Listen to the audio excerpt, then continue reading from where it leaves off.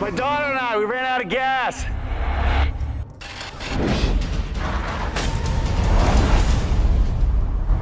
The rules are simple. Number 1, avoid populated areas at all costs. Come into contact with other people. Assume they have it.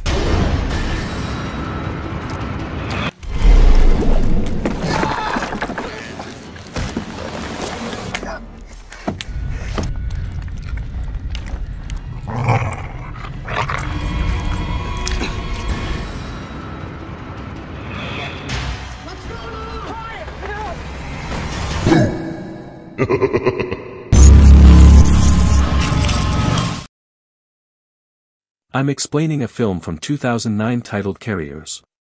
Spoilers ahead. Enjoy the content. Two brothers, little Danny and Brian, are on vacation with their parents. The picture now shows teens, Danny and Brian, as well as two ladies, Bobby, Brian's girlfriend, and Kate, Bobby's closest friend. They are on their way to the beach, where they used to visit as children, but their mission is to save themselves from a world that is now being destroyed by a viral pandemic akin to COVID, but considerably deadlier. Along the way, they were stopped by a man and his daughter who had parked his car in the middle of the road. They were debating whether to assist the man or ignore him because his car had seemingly run out of gas. But Kate saw that the little girl was wearing a mask that was bleeding and indicated that she had been infected with the virus, so Kate immediately told Brian to step on the gas, leaving the man and his daughter. A moment later their car started to break down because the oil was leaking. Apparently the engine underneath the car brushed against the asphalt when they were about to pass the man's car, causing a leak. Danny tried to convince the others to help the man, but because Kate had seen the condition of the man's daughter, he advised everyone to wear a mask before approaching the man. They also took fuel and disinfectant in case their car broke down, in which case they compelled Frank, the man's name, to hand up his automobile to them. However, Frank stated that he had heard a radio broadcast from one of the city's schools notifying him that the CDC had established an emergency handling center for the ongoing epidemic. They have also developed a new serum to combat the virus.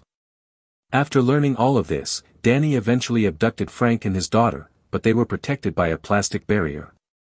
They also used disinfectant to clean Frank's automobile before heading to the location Frank mentioned earlier. Because of his fun joking, Brian lost control and caused the car to roll over and almost had an accident. Then they saw a parked car and they took the initiative to take fuel from the car. When Danny was going to check the car, apparently there was someone who had dried up to death because he was infected with the deadly virus. But when Danny was about to take the car keys, suddenly the man who was thought to have died moved. With fear they immediately took gas from the car.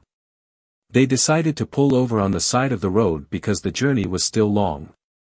Danny then contacted Jody, Frank's daughter, and told her about his happy childhood with his brother, Brian. When they were young, their parents took them on a vacation to a distant beach, where they participated in a variety of activities such as surfing, swimming, and other enjoyable sports. They are presently on their way there to avoid the deadly virus when they are startled by two cars following each other. They then turned off the campfire so that the folks in the car wouldn't go too close. They didn't look to be particularly kind people. The next day they continued their journey until they arrived at a city that was abandoned like a dead city, because throughout the city there was no life at all. Frank then joined Brian for a closer look at the city, while Bobby stayed in the car looking after Jody. Brian then warned his girlfriend not to come into contact with Jody because the little girl had contracted the virus. They then entered a building where no one was present, when suddenly a youngster ran into a room containing a doctor and numerous other children. When Frank asked the doctor whether he could treat his daughter, the doctor discovered that he, too, had been afflicted with the deadly virus. Unfortunately, the serum could only last for 3 days, after which the afflicted individual would deteriorate and finally die. The doctor then poured a drink laced with a potentially lethal chemical, intending to eliminate the agony of these youngsters. Meanwhile Jody, who was waiting with Bobby, suddenly coughed and then had shortness of breath. Bobby tried to call Frank, but it seemed they couldn't hear. Because she couldn't bear to see Jody in pain, Bobby opened her mask and unfortunately, Bobby was hit by splashes of Jody's coughing blood. A moment later Frank and the others exited the building, while Bobby tried to close the plastic partition on the car and pretend as if nothing had happened. Jody then wanted to use the toilet, so Frank took her there. He urged Danny to wait for them for a moment before leaving, but because Brian was getting scared, he forced Danny to leave Frank and her daughter straight immediately. They stopped after a set distance to clean the automobile of the virus brought by Jody earlier. Danny was upset after leaving his father and daughter, so Brian sought to cheer them up by entering a luxurious hotel they passed. Brian stated he abandoned Frank and Jody because he was afraid Jody would infect the virus and had no other choice. All Brian was thinking about right now was wanting to bring the only remaining family to save himself from the. How shocked Brian was when he was cleaning the swimming pool where suddenly a rotting corpse appeared and Brian almost fell into the pool too.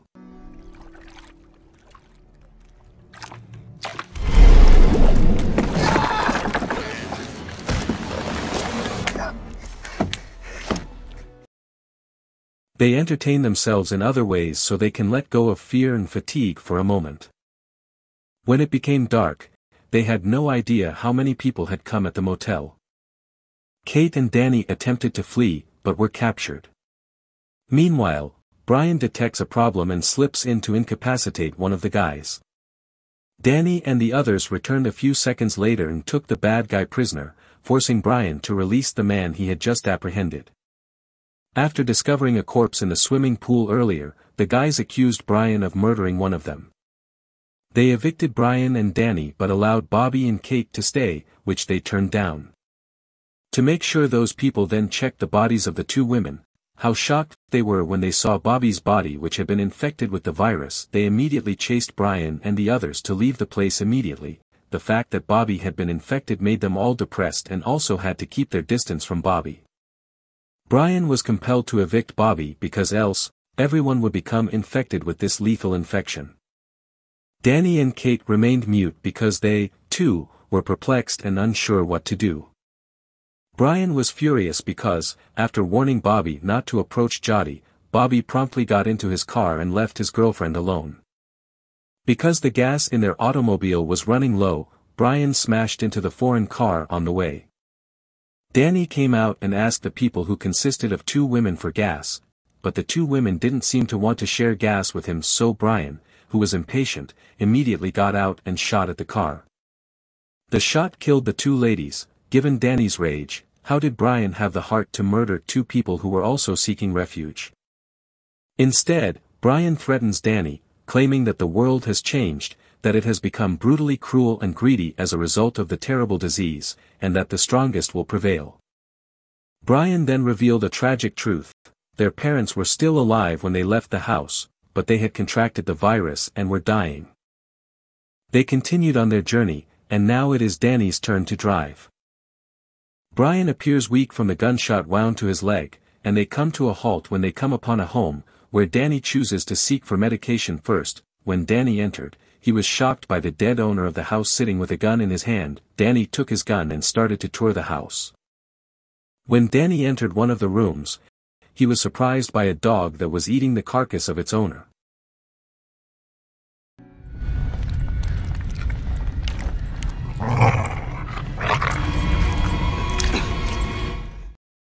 Danny slowly started taking some of the drugs, but unfortunately one of them fell, so the dog noticed it and tried to attack Danny.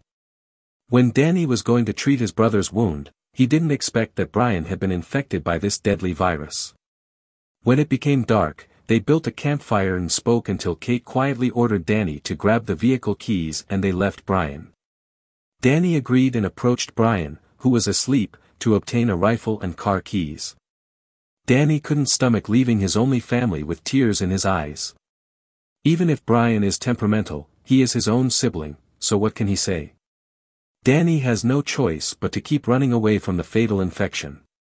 Brian abruptly awakens and summons Danny to put him inside the car. However, Brian has swapped the car key with another one.